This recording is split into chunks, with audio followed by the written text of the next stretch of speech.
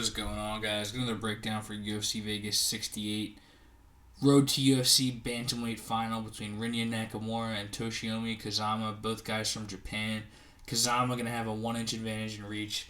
They're the same height. So I will start with Kazama. Really an unknown quantity here. Only got one fight on the road to UFC because his second opponent missed weight and he just moves forward. I did find some extra fight tape on this guy by going to Google Translate and just typing in his name. So I will post that below because that was pretty much all there was. I've only seen like 4 fights from him.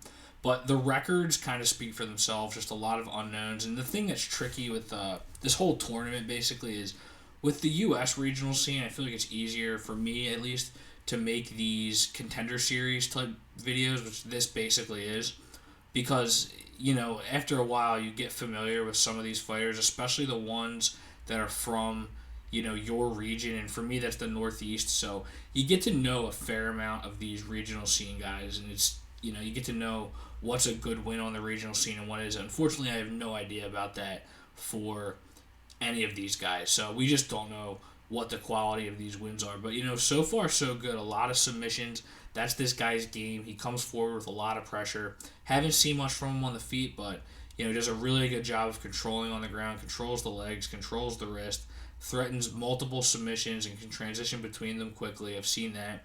Good judo background, and it shows. Is really showing that off in his road to UFC fight, which I think he won 3 rounds, maybe 2.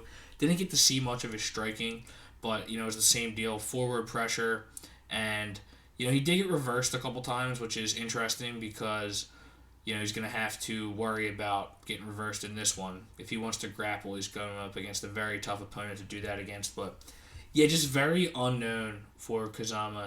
Again, I like what I've seen. Good control on the ground, good ability to get the fight to the ground.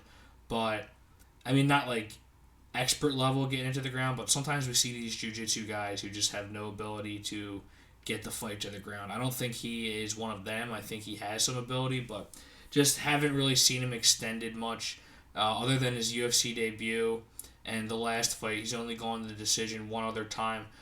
Other than that, he's gotten the submission against these lesser opponents, at least record-wise. They look lesser. Again, I just don't know these guys. So, yeah, kind of an unknown commodity in Kazama, though I like what I've seen so far. Just hard to gauge. But for Nakamura coming in with a much more, let's say, highly regarded resume. I'm just underselling it if I say that. Kind of blanked on what to say, but this guy has a really good wrestling background. Was gonna represent Japan in the Olympics in 2020 before they got delayed for COVID. So then he retired from wrestling, started focusing on MMA. But yeah, he has a lot of international wrestling credentials. Won some tournaments, international wrestling. Won some international wrestling tournaments. So yeah, the wrestling background is definitely there, and he has been tested so far in his short MMA career, as we can see coming into this fight at 6-0, but looked really good in the competition.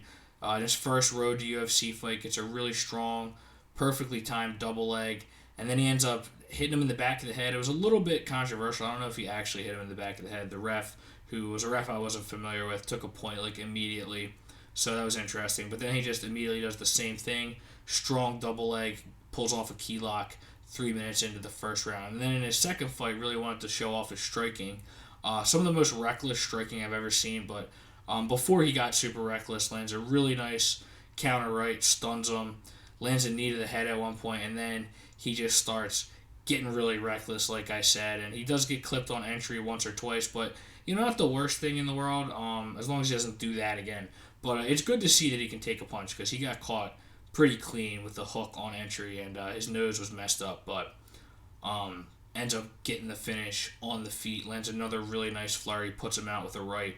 It was more like 2 rights, dropped him, and then landed another one. So, yeah, the striking has looked good, and in the other fight, prior to the competition against Alejandro Caetano, not familiar with him, but 23-6.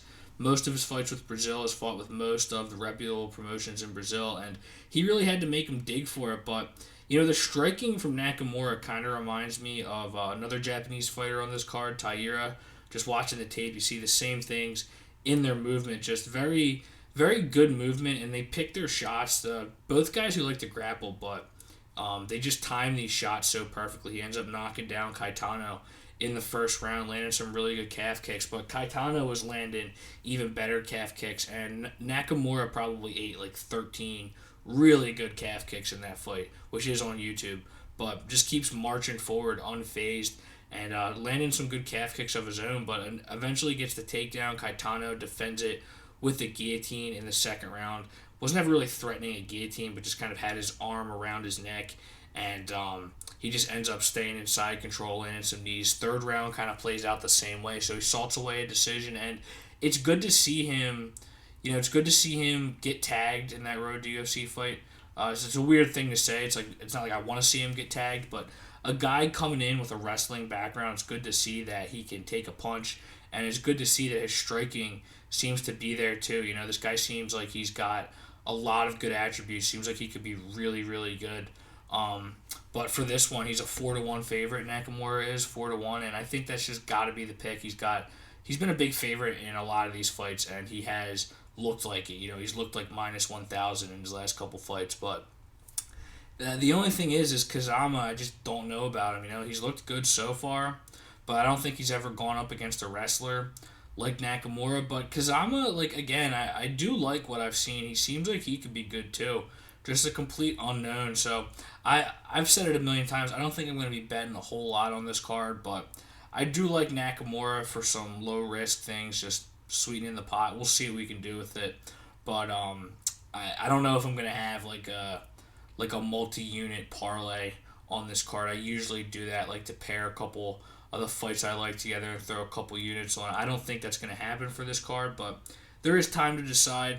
Again, I do like Nakamura at 4-1, just a little chalky for the unknowns, but given his background, I do think he wins this fight. We'll see if this line expands.